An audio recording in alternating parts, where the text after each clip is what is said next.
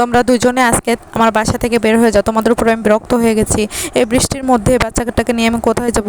মা মা আমার অনেক ক্ষুধা লাগছে, আমার কিছু খাবার দিবা? আচ্ছা ঠিক আছে, তুমি দাঁড়াও, আমি চেষ্টা করতেছি কত টাকা খাবার সংগ্রহ করতে পারি নাকি। মিঠু, এতটুকু খাও, তোমার জন্য এতটুকু সংগ্রহ করতে পারলাম। হাই হাই, বৃষ্টিতে ওই দুইটা মানুষ ওখানে কী করতেছে দেখি গিয়ে, আমাকে একটু সাহায্য করেন প্লিজ ভাই, আমার বাচ্চাটাকে নিয়ে আমি অনেক অসহায়। আচ্ছা ঠিক আছে, সমস্যা নাই, তুমি আমার বাসায় চলো, তুমি অনেক ভালো থাকবে। হুররে, খুব মজা, আজকের থেকে আমরা এখানে খুব ভালো থাকবো। আচ্ছা ঠিক আছে, তোমরা এখানে বসো, আমি তোমার জন্য রান্না করে নিয়ে আসতেছি।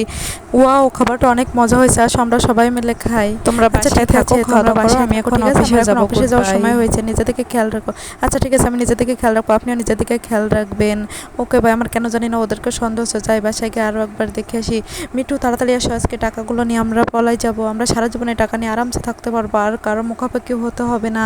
ওকে bye bye. Oh my God, ওরা তো আমাকে ধোকা দিল।